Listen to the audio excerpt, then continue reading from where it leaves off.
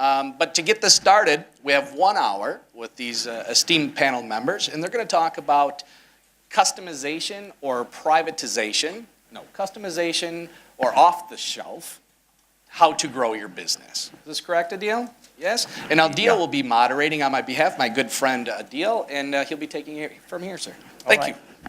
First of all, good afternoon to everybody, and thanks for attending. My name's Adil Siddiqui from Forex Magnets. So we're here at the technology panel, and we've got an interesting discussion for you with our expert on customization or off-the-shelf. I'll start with the introductions. Jeff, do you want to start off, talk about yourself? Hi everyone, thanks for coming. I want to thank IFX Expo for putting this on. Really wonderful show, and it's nice to see everyone come. And I think last night was a good party. Hopefully everyone's not too hungover today. I'm Jeff Wilkins, Managing Director and founder of Think Liquidity. We're the world's only full-service risk management and technology company today. Hi, on my side. Hello, everybody. My name is Alain Broyon. I'm the CEO of Lucas Copy Bank, bank in Switzerland. So we will speak more in detail about the technology we offer, but we thanks already everybody to be here for this panel. Hello everybody, my name is Tim Harman. I'm from Fair Trading Technology, and I would like to accompany the compliments of i4X and Forex Magnets that have been doing this magnificent show. It's been very, very good, and it's growing. So this technology panel will be interesting. Hello, my name's Tom Higgins, and I'm CEO and founder of GoldEye. And again, thank you for IFX Expo for organising this, and thanks to Deal for facilitating us. What we do is we integrate retail trading platforms with anything else you can think of: liquidities, providers, back-end solutions, back offices, CRM systems, rate fees, anything you like. Hello, my name is Tas Toller. I'm a VP of FX Products and DevExperts. We are a trading software development company based in St. Petersburg, Russia. We've been on this market for over 10 years. And I would like to join my colleagues here and thank, of course, the FX Expo. All right, perfect. So we'll crack on, get some generic views going. We start off with the first question. To what extent is technology driving growth in the FX markets, especially where we saw a dip last year with volumes and trading activity? Who wants to kick off? Jeff? It's truly amazing when you walk around out there. All of the new technology companies, all of the new faces that you're seeing at every expo. I mean, there's companies that are here that weren't in Macau, and they weren't here last year, and they're doing well. And what's happening is technology is getting cheaper.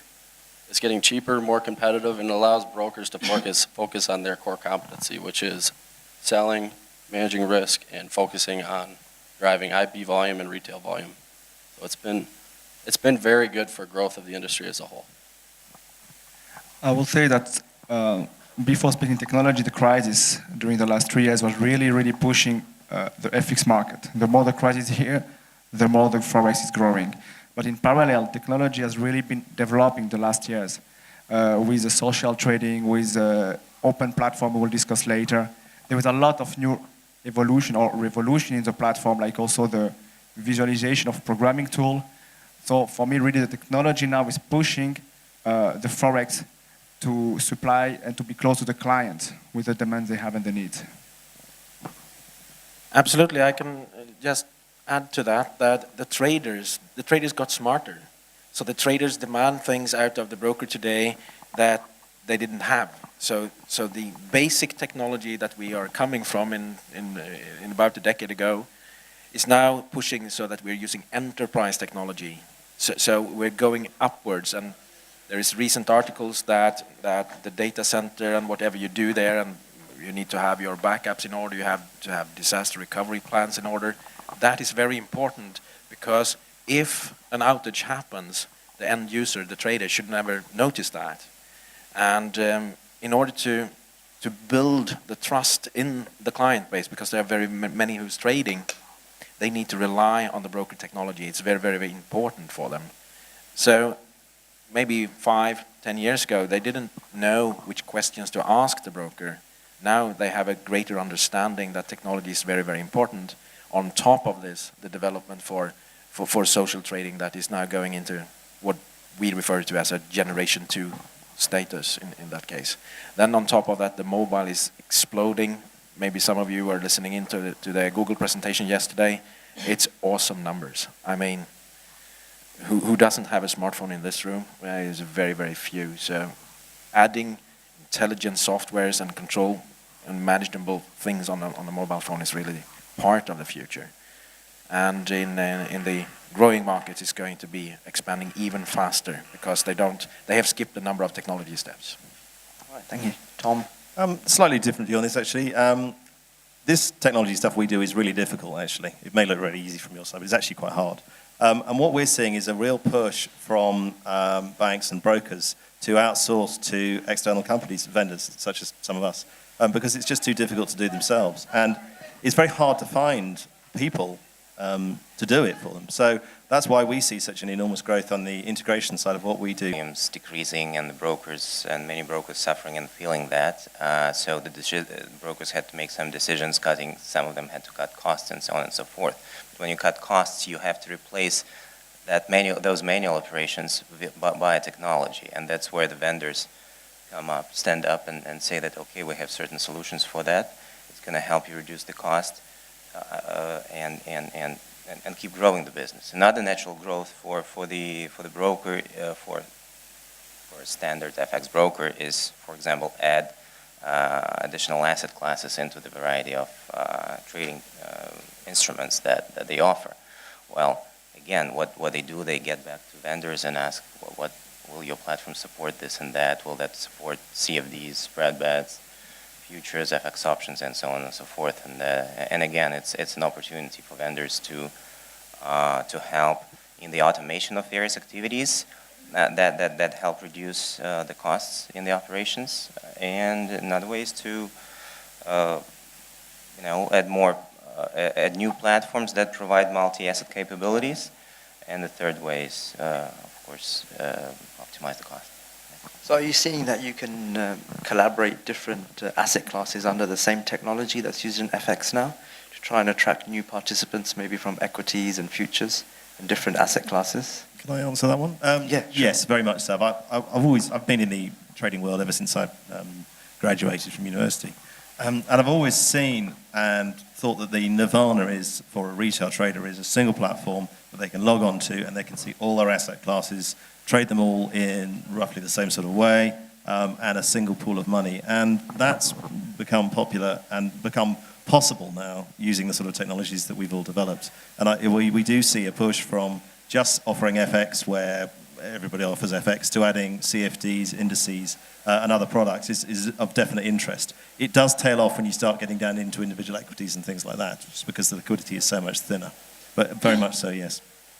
And are we in line with other asset classes, like the equities markets that are quite advanced? E-trading's been around from the 70s. From the standpoint where you compare the equity markets and the FX markets, in the FX markets we're still working with a millisecond delay. In the real sharp high frequency trading connections, the equity market is now leaving the microsecond space. They're going towards nanosecond space. FX is not doing that. So it's different kind of traders. I agree to what Tom says here, that the trader would like to have everything in one system, and we get more and more questions about if I live in Denmark and I would like to buy an Apple share which is denominated in dollars, I would take with one push of the button I would like to hedge that currency risk I have towards the Danish kroners because it's a natural development that happens in that sense, that you can build cross-market relationships between all of these instruments that we do trade today. All right, thank you. So our main... Oh, sorry, Stas. Yeah, just a little comment here. It's important that from the technology standpoint, the technology that you use, because for a broker, really, switching back and forth between different vendors is not an easy task, of course. So it's important to look at the early stages, at the technology that you're using, and compare that to some strategic planning that may be just at that point in time, maybe just somewhere in the brains of the investors, or maybe just the CEO. It's not like the operations are moving in that direction. But it's worth thinking about that future when the company makes the decision that it's time to move into that direction, into adding more asset classes. So we have to think in advance and ask your vendor what you think about that. Will your technology support that? Will that be a year-long project, or it's going to be a 4 to 6 week project to integrate those new products in the platform? All right, perfect. So our main theme is about customization or off-the-shelf, because we're seeing a lot of new trading platforms launch. So let's go into this part. Customization or off-the-shelf, Jeff? What works best for brokers and participants? I think it truly is a mix. We offer off-the-shelf products all the time, but there's always some layer of customization. I work with brokers that have some really good in-house products. I've worked with Stas for a number of years, and they built some very, very good custom products, and they work really well. But when we look at some of these new players in the market, they don't have time, they don't have the money. They want something off the shelf, and they want to be up and running in 2 weeks. We had a broker call us one day on a Thursday and said they were ready to launch on Sunday. And so thank God we had the off-the-shelf product for them to get them up and running. But I think there's a healthy mix, but we're starting to get much closer to the off-the-shelf solutions. Tim, would you like to? I agree to that, because some of the platforms are when you deliver a technology platform, some of that is front-facing to customers that needs to go in other colors, logo types, and all of that, and the white labeling is pretty easy. But for a broker who's really going to change his technology because he wants to have something better or faster or more secure or whatever the reason might be, he also needs to ask the questions about how these platforms cooperate with the legal requirements or the regulative requirements on top of that, and also how it's going to support and maintain that change. And you could see the core technology as the plumbing in a house. You don't change it that often, so you might change small bits and pieces to improve in other areas. And when you do that, it's very, very important that you ask all the questions in order to do that. And Elaine, your firm has just launched a customizable open platform. So can you tell us why and what's the detail behind that? We think more that customization will be really, really important for all the broker. Everybody is looking to have something different, to be unique. Why? How can you compete with the other one? What will be the positioning of your brokerage in comparison to the other one? So this is really important to be unique. So for this, I think customization is one thing, but also when you think the platform and the technology, it should be an open platform.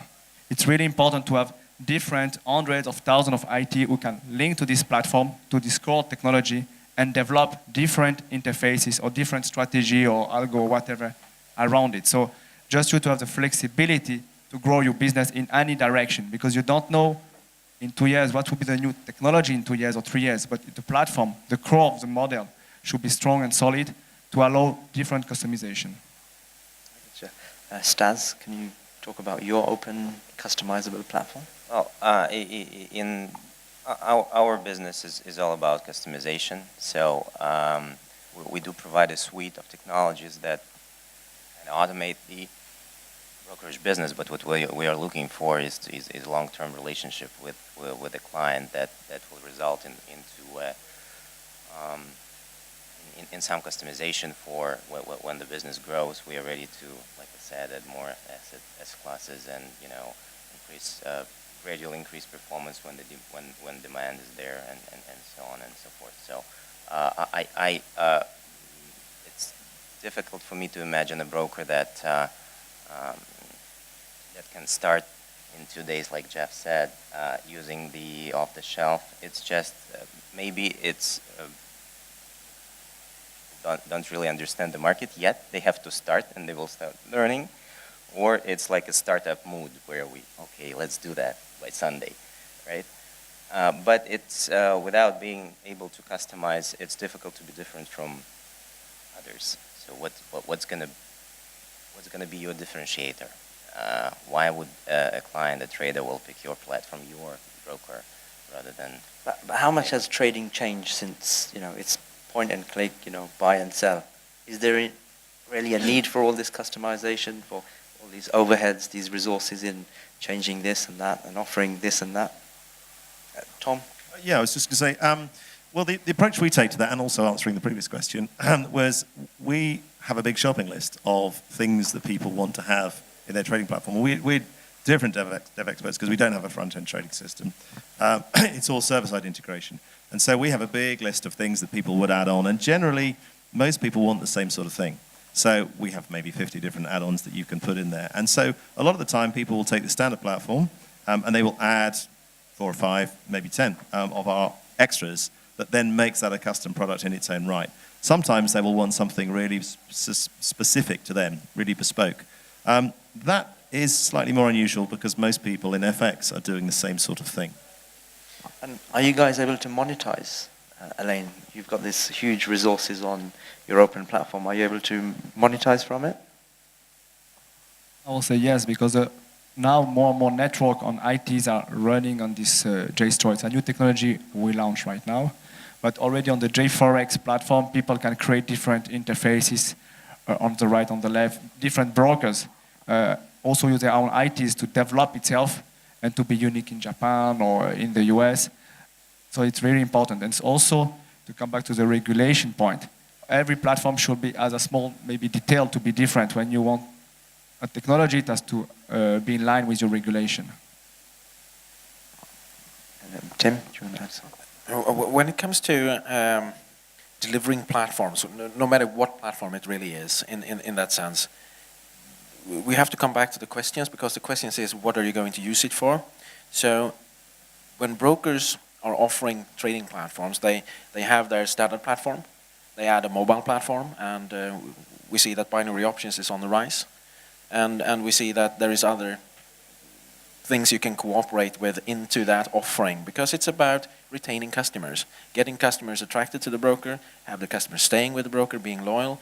That has changed a lot, because in the early days they were not so loyal. They changed broker pretty often in that case. But now they ask questions. The broker have matured in their offering to these technical platforms, and that's why I believe that some products are really off the shelf, because it's very, very easy to stack on. Like Tom says, he has a number of add-ons to that.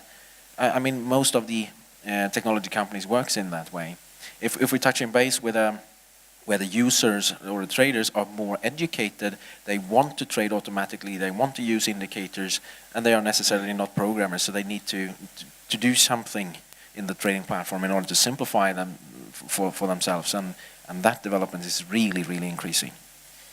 In the trade lifecycle, where are we seeing most customization requirements? On the front side, on the back side, on the clearing, on where you execute the trade? Where are you seeing much demand coming for customized products? For us, we see that the difficulties of keeping up with regulation and to manage all that data. If you ask a broker how much data they have in their databases, it's huge, and the regulators are interested of how to access that data, to keep track on them, and in the situation where there's a lot of things to do, it's on the back office side, because it's the front side, the traders who drives the technology. They want to be able to trade faster, they want to make more profit, they want to have more gadgets and more tools to reach that profitness. So the broker themselves, they really, really grow in data. Data is exponentially growth. So managing big data and really work on that field so that you can make an easy standpoint and risk management point for the broker is very, very important. Yeah, I agree with that. I see, I mean, we work almost entirely on the server side. So we do see a lot of server-side integration happening there, and certainly in allocations, post-trade allocations for money management, so MAMs, copy trading, offset copy trading, again, very big on the server side. And also, in the last 18 months, probably a really big push in back-office integration. So we have a few tools that help people get all the data out of the trading system into a database, so that they can then report to their regulators, as Tim was saying, to enable them to meet all the requirements that they do need to meet. So with the new, oh, go on, sorry, Stas. Just a few comments here. Yeah, I agree with colleagues here that for example, back office part does require customization no matter what broker uses that, because they most probably have some platform already, legacy platform, some in-house operations that have to be somehow account opening, whatever, CRM maybe sometimes. has to be integrated with the back office. So customization has to take place in order to integrate the product that you're offering into the existing operations. But also, this open API App Store concept that is entering our industry here is also a way to customize the front ends without really spending too much money by the broker, really. So by getting App Store concept embedded in the front end, the broker can profit from the result of work by multiple developers, which are really not which is not a cost for a broker himself, because we started with a concept that this industry is technology driven, and all of us are using smartphones. Well, the smartphones are so much popular, not because they look cool. It's one point, but the major point is really because there are hundreds of thousands of applications available there. And those money that were spent creating those applications were not spent by the brokers, by the users. Yeah. But it's the users who spend those money and basically supported this movement. So once we see this happening in our industry, we'll see much more traction of this App Store concept. So it has a great future here, I think. Elaine, oh, sorry, Jeff. Yeah, I was going to say, I agree with Stas. We're seeing just a wide array of demand from front end to back end, but I think 2012 was a telling year for a lot of brokers. It exposed their cost structures quite a bit.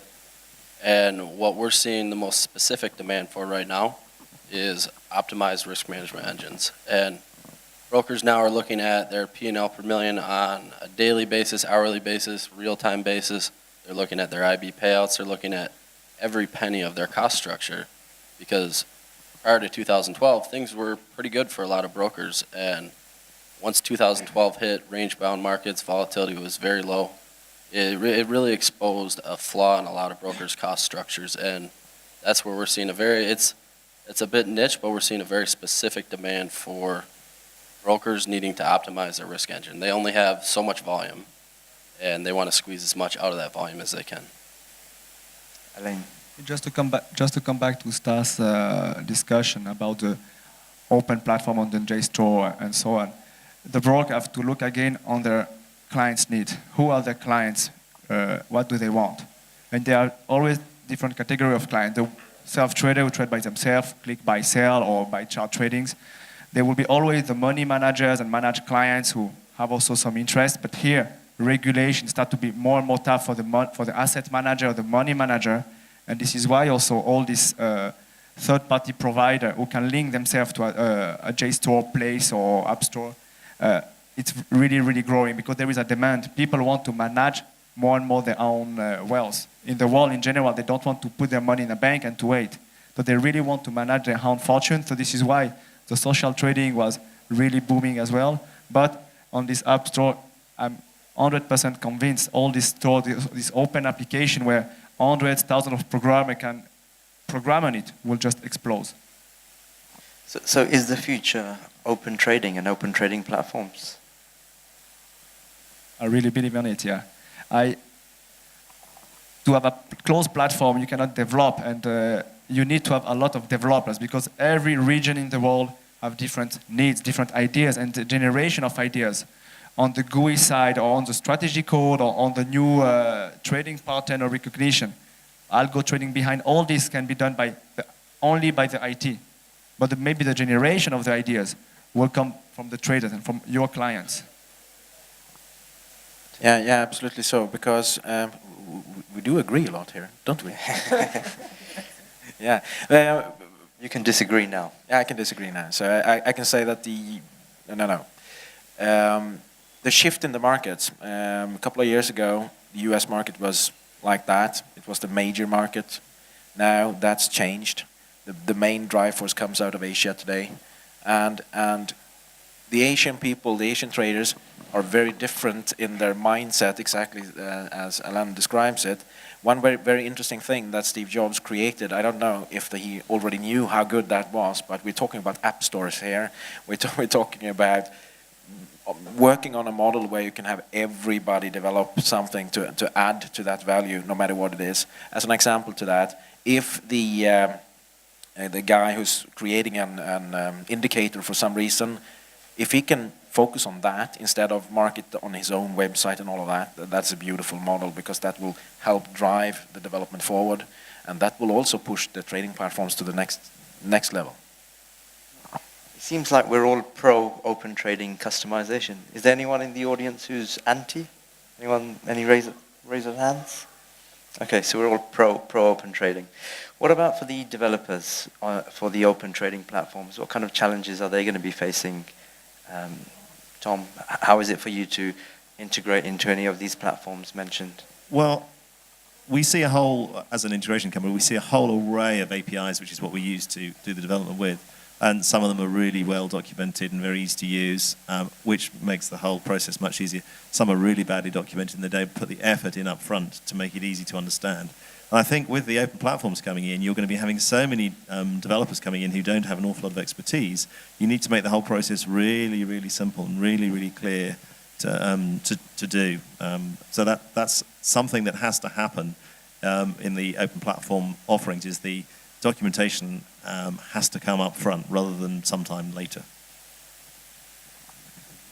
Elaine and then Steph. Coming back to this, I think the server side and all the router should be really, really strong, because the broker or the bank who opened this platform and technology to everybody around the world can be also under attack. Not because people want to attack, but because of mistakes as well or whatever. So the protection here on this side. Whose responsibility is this? Whose responsibility is it to make sure that you have these standards in place? I will say this is a technology provider, broker, or the person who creates the platform by itself. You need to put different explanation how to use it, as Tom mentioned before on the fix or whatever, how to use it, and to protect the demo environment before going to live production. And really to make a lot of stress tests to make sure your platform is stable, working to go to the next level. Yeah, I fully agree with that. You know, you look at an iPhone, you can download an app and play a game or check the scores of, you know, whatever sport you want. But at the end of the day, we're dealing with real money, and this is people trading their real money. So it has to be as stringent as possible. Stas, you had to add. Speaking, you asked the question about the challenges that the developers are facing. So I'm looking. I want to look at this from kind of the other angle, the developers that are creating those apps, and the challenge is that now we see that several players have entered this open market already. So the first challenge is to make a decision who you want to integrate with, because you cannot just go. I mean, you can, but it's going to be a significant investment. So the idea is to figure out who is the strongest in this market and integrate and create the apps for that particular provider. Just add one more thing on here. I started my working life working in exchanges at the International Petroleum Exchange, and then Life, which became part of everything else that got bought. And what we saw there in the brokers that used to trade on Life is they would, or the traders, they would find that it took too long for their IT departments to develop software for them. So they thought, I know what we'll do is we'll go and employ people who know a little bit about programming, but not very much, and we'll sit them on the desk, and they'll code this stuff really, really quickly for us, and it'll be great. But what they ended up doing is producing software very quickly that had no architecture to it and was very, very fragile and would break down. And then they sort of went through a cycle of learning that actually you need to have the architecture underneath the software to make it reliable and so that you can build on it. And I think we might see the same sort of thing in this open world, where you'll get people throwing things together which are actually not very good, and then you'll see people coming in with a much better structured app that has the same ideas built into it, and then you'll have a good second generation of applications. We saw one popular platform have a lot of third-party development and customization from the front end, which is stopped now. What kind of opportunities does this bring on other platform developers like Elaine and Stas for you guys to try and evolve your product and make it more mainstream? Here we are speaking about one of the most popular platform in the world, MT4, I think. Is that what it's called? Okay. Maybe MT5. Yeah. So here we are we position ourselves totally differently on the technology level with a sophisticated technology, really. Even providing already tick-by-tick data out there for the market is important. But what we provide, which is quite, at the moment, unique, is this two level of language. One called Java, so everybody can program in Java. And another one, what we have now, is the visual J4X. So people can now create strategy without programming skill. Is the reason why so many of us is here today. So coming from that closed source kind of a thing is that they are also opening up, in, as you saw yesterday, and they're trying to do things in order to be more open. And we can ask ourselves, why did that platform grow so exponentially, and why did that become so strong? Well, one of the parts here is the first disagreement here then. So, Alain, you said that everybody can program Java. Java is a much more difficult language to program and build in. So I think that the development you now have in the visual J4X is much more better, because now people really can do what they wanted to do. Previously they had to go to a programmer and explain stuff, and it didn't came out as they wanted, and so forth and so on. So the simple MQL4 language was one part of building the growth for this part, and that is also sort of open, because I believe I saw some number somewhere, it's 100,000 programmers who can help you out, which is a strong force. Now, taking that into the future with the visual side of moving everything around and connecting that is also really important to understand that will also bring new people to this market that have stayed away because it has been too difficult. Any speculation on what the next most popular platform will be? Okay, we don't have to answer that. All right, let's look at functionality. What kind of new functionality is coming out that you're seeing from the end user that you have opportunity to break into? Stas, is there any specific functionality for trading platforms on the front end that you're seeing in the order management systems or the way orders are being filled? Well, it depends on what kind of user trader the person is, right? The more sophisticated users would more on the want, professional advanced. Right, professionals. Right. Yeah, at some point, if when a trader enters the market, he may be doing that only part-time, right, just for fun. And when I say just for fun, that's one of the reasons why the platform has to look cool and modern, because we will soon see people entering this industry whose first picture was taken from the iPhone, really. So they're used to this concept where you can add more features in your platform right there on the go and not wait for that and try this and try that, right? So it's one thing that we'll hear from traders, right? So once traders become more sophisticated, they require complex order types, not just enter the market and then protect your position. It's just basic, right? They require more and more sophistication than that.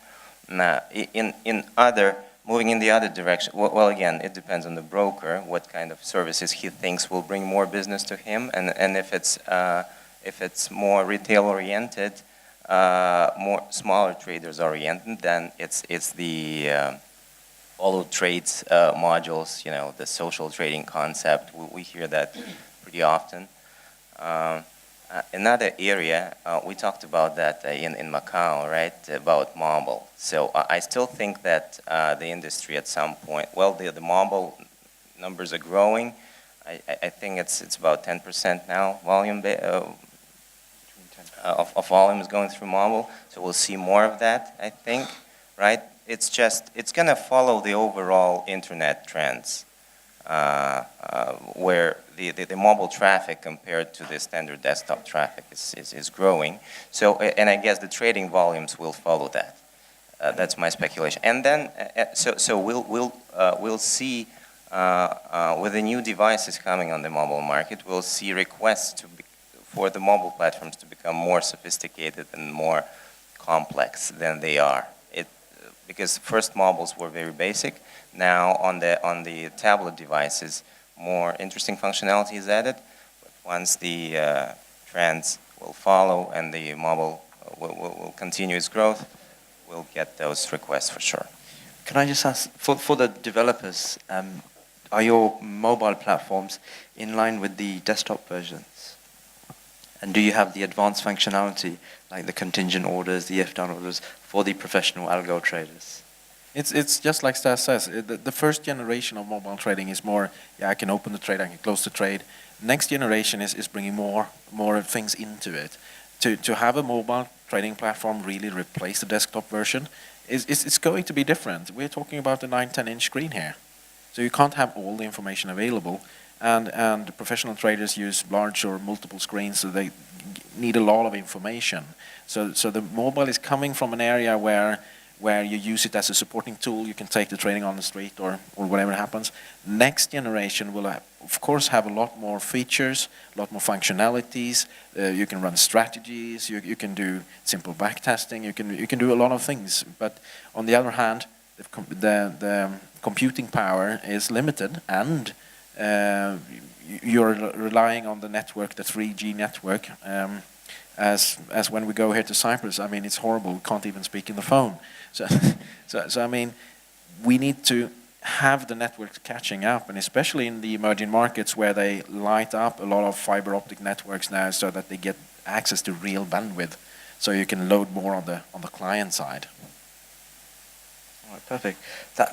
Sorry. Yeah, I just wanted to add something on something somebody earlier said, that traders are getting smarter, and I think I'd like to disagree with that and say that fundamentally most retail traders are pretty stupid, actually. Some traders are getting smarter, and what we see is the stupid people are starting to follow the clever people rather than trying to do it themselves. So that's why we see, I think, signal trading, mirror trading, copy trading, social trading is a huge growth area. As people see, actually I can follow people who know what they're doing rather than trying to guess myself, because it's a gamble. I don't know what I'm doing. Elaine? This is a trend we are also looking on our platform with mirror trading, which I agree with you. We even make a contest of the best mirror tradings strategy behind. So it's really, really a trend. People want to manage their money, but if they don't trust a money manager because they have seen the past performance, but maybe they don't know, they prefer to trust 500 or 1,000 people who also are following one individual. And we talked a little bit, Tom and I were talking about this before. You know, if there's a good trader, they're probably not going to want 1,000 people following them, though. I think that is something you have to pick and choose very carefully, because if you have a good strategy, you have 1,000 people following you, your spreads are going to widen. Whoever you're executing with, they're getting blasted with 1,000 trades of 20,000, 30,000, 100,000 size orders, and it adds up to quite a bit for that broker to handle. So there's a fine line, and I think some of this mirror trading. Well, then you can just reverse it. The reverse copy just trade. go opposite. Yeah, no, but I think you got to be careful to add to that who you are following, and make sure you're looking at their background and their statistics.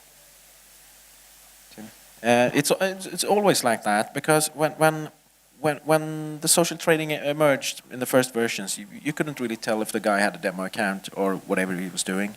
So there was an open field of people gathering a lot of followers and playing a lot of tricks to that. So the next generation is going to be totally different, where and I don't really disagree with the fact that if all of the followers is executing on the same broker, yes, that will be problems, definitely. But in order to work as a social trading generation in the next phase, it has to be cross-brokerage, cross-platform, cross-whatever. It shouldn't nearly even care about what the underlying technology really is. And if you do that, and you have followers that can stay with their broker and copy trades coming in situations, that could be one way out of it. But this depends on the size of the trade all the follower will generate at the same time. If you start to have an exotic currency with 500 million at 3 o'clock in the morning, it will be more difficult. Absolutely, but there is also a time delay, because these copying of orders and this information will not be, it will take a certain amount of time before that happens. We already have the same problem with the EAs. When someone download the $29 EA out of internet, they put that to work and they go to sleep and they wake up as a billionaire the second day. I mean, and those EAs can create immense problems for brokers opening up orders. Right, so that puts us forward to the kind of latency area. Tom, you mentioned nanoseconds in one asset class. Why are we still away from that when FX is very electronic based, and this panel represents that? Why are we so away from the nanoseconds in FX? I think it was Tim who mentioned that, actually, but I can talk to it. All right. So Tom and Tim. Yeah, only one letter difference. In equities, absolutely. It's people are putting in hardware switching where they're having nanosecond switches where they can co-locate right in the cabinet next to the exchange so the wires are as short as possible and fun things like that. In our world, where our traders are located all around the world, if you're seeing 300-400 millisecond latency just because you're going from Australia to the States, having 1 or 10 millisecond latency in the execution side isn't so relevant. If you have 100 or 200 millisecond latency in the server side, then it does make a significant difference because you're adding quite a lot more on there. So I think latency is very, very important, but you don't need to go down, in our world, less than the milliseconds. The cost gets incredibly high once you start going terribly low, and the benefits will not be there. Yeah, it's definitely, it's a risk reward on the cost benefit analysis of whether you want to set up the most efficient network and infrastructure. And, I think all of us bridge providers are probably in NY4, LD4, LD5 because it's important to be right next to the banks. But at the same time, you have traders that are sitting in, remote areas of the world at a desktop on a dial-up connection. And like Tom said, it may be 3 seconds for them and it has nothing to do with the infrastructure on our side. We're making it as efficient, fast, and low latency as possible, but with the customer base spread all over the world, unless they're using some type of VPS, you can't get away from it. But as we say more now, the technology of communication is becoming fast and fast. To come a ping from China to here, maybe before it was 2 seconds, now it's 1. So we are really going down on the speed of execution, speed of transfer of package via internet. So I think at the end, for you 1 or 10 milliseconds is not a lot, but if you can optimize this will optimize all the execution for the client at the end. And all this latency is really also linked to the hedging capacity you have and the risk the broker or the bank want to take. We speak about the client trading with you and sending the order to you. But in your system, what is your capacity to hedge outside and to receive the response of the other bank as well? And this makes also a big difference in the future when the time of connection will also reduce to half a second or to 200 milliseconds or to 100 milliseconds for everybody. This will change. What solutions are there for traders in, say, Asia or emerging markets? What about something like the points of presence, the POPs? Are they something that can inhibit and enhance latency? Maybe I can talk to that because we've got clients who have their clients located all around the world. And we've seen an increase in the requirement for having points of presence or local data center connections for a number of reasons. One is performance, because it's much better to have a concentrator, an access point in a far region where you only distribute the prices once there and then you fan them out locally. But also, we are seeing more and more denial of service attacks against clients, against the larger brokers. And if you don't use points of presence, if you expose your trading server directly to the internet, then if you're hit by a denial of service attack, it'll take out your entire trading system. And these distributed points of presence allow you to protect yourself against this, because if you knock out one of the points of presence, you have others. You can bring ones up on the fly. You can shut down ones that are being compromised. So I think that's a really good idea. And if we start working with a new large broker who doesn't have this, we always advise that they put this type of infrastructure in. Yeah, I'd like to add a few comments here, but this whole idea with points of presence in FX industry dates back to, if I'm not mistaken, 2005, maybe 2006. That was the first times we've heard that the larger brokers were under attack from DDoS attacks, and the mostly attacked were, of course, the primary websites of those brokers, but those that didn't have enough thought for their infrastructure and had their trading platform that shared the same basically infrastructure and data centers with a website did go down, and the trading had and did stop for minutes and hours. And that was the first time when the industry has started talking about the points of presence. And another idea of having a point of presence, or back then we call it access point, is to deliver, is for download purposes, right? If you are having a thick desktop platform, which is several megabytes of raise several tens of megabytes of traffic if it's a downloadable platform, then people that are, say, in Asia or in Australia should not be downloading that from a US-based server. It's just not an ideal experience. So that's another reason to utilize this approach. Well, when you look at, I'm not trying to start a technology arms race here for hunting milliseconds, but when you look at that, when you increase the presence of the data center in the regions where you have the most customers, that definitely makes sense. We're coming from a technology really old. It's about caching and about storing local files, and that's more about it. But there is so much more interesting development going on in that area, how we can speed up between the data centers where we today connect over the internet. And the internet is very, very slow, and it's a lot of other traffic. There is not so much quality of service that you can do there. So if someone is starting in a bad connection on the way and pumping large files, you will be delayed. So by doing and optimizing every bit in the data center is very, very important. We can just take one example. If anyone is familiar with how and what VMware is now delivering, is something that we've been talking about for 15 years, but now it's actually working, where you can have a server and can move around it virtually everywhere in the world. A software-defined floating data center and those tools around it that can increase the communication in between is also very interesting. To come back also regarding the client side, they want to have also a speed connection. So more and more brokers around the world now offer also a remote server or server nearby their own rack just for the speed connection. All right, thank you. We're going to be, sorry, go on. I was just going to add to that's absolutely true, and the VPS generation is now also adding to it, so the clients will really move into it. And there's an interesting amount of companies working specifically with the VPS systems, and those are now moving closer to the data centers where the brokers and banks are.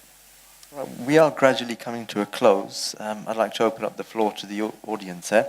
Does anybody have any questions? We've got a mic, so if you want to just raise your hand, shoot away with any questions.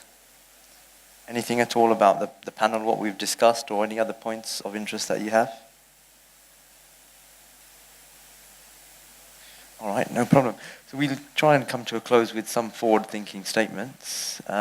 What do we see the future in terms of technology and how it's going to better our industry?